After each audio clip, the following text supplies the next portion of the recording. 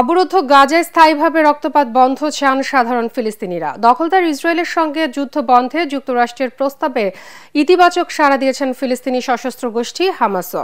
একই সাথে যুদ্ধবিরতির জন্য গাজা থেকে সব ইসরায়েলি সেনা প্রত্যাহারের দাবি জানিয়েছেন তারা। হামাসের প্রস্তাব অনুযায়ী তারা 10 জীবিত জিম্মি এবং 18 জনের মরদেহ ইসরায়েলের কাছে হস্তান্তর করতে রাজি। বিনিময়ে ইসরায়েলকে ফিলিস্তিনি বন্দীদের মুক্তি দিতে হবে। বিস্তারিত শরীফুল ইসলামের প্রতিবেদনে। ওয়ালটন আবারও মিলিয়নিয়ার অফারে ওয়ালটন ফ্রিজ কিনে আপনিও হয়ে যেতে পারেন মিলিয়নিয়ার।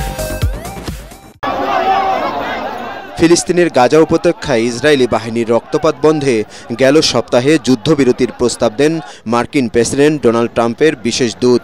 যুক্তরাষ্ট্রের প্রস্তাবে যুদ্ধবিরতি শুরু হওয়ার 7 দিনের মধ্যে 10 জীবিত ইসরায়েলি জিম্মিকে মুক্তি এবং 18 মৃত জিম্মির মরদেহ ফেরত দেবে হামাস। এতে হামাস যোদ্ধারা রাজি হলেও জিম্মিদের ধাপে ধাপে মুক্তি দেবার কথা জানায়। এই সময়ে ইসরায়েলকে স্থায়ীভাবে আগ্রাসন বন্ধের প্রতিশ্রুতি চান হামাস নেতারা। দখলদার ইসরায়েলি বাহিনী এতে সম্মতি জানালেও স্থায়ীভাবে যুদ্ধ বন্ধের প্রতিশ্রুতি দেয়নি নেতানিয়াহু সরকার। তবে প্রেসিডেন্ট ট্রাম্পের আশা ইসরায়েল ও হামাস অতি দ্রুতই যুদ্ধবিরতির চুক্তিতে পৌঁছাবে।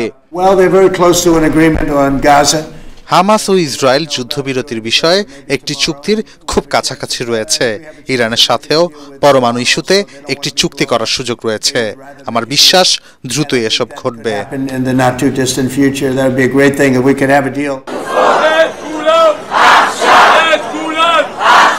গাজায় দ্রুত রক্তপাত বন্ধ করে শান্তি প্রতিষ্ঠার দাবি জানিয়েছেন সাধারণ ফিলিস্তিনিরা। একই সাথে স্থায়ীভাবে যুদ্ধ বন্ধ চান তারা। আমরা খুব কষ্টে আছি, ক্ষুধার যন্ত্রণায় মারা যাচ্ছি। কেউ আমাদের কথা রাখে না, কোনো আরব আমাদের নিয়ে চিন্তা করে না। আল্লাহর কাছে প্রার্থনা যেন আমরা এই যুদ্ধ থেকে দ্রুত মুক্তি পাই।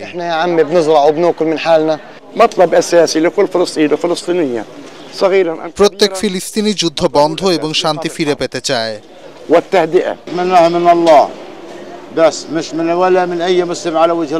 আমরা শুধু আল্লাহর কাছে সাহায্য আশা করি, কোনো মুসলমানের কাছে নয়।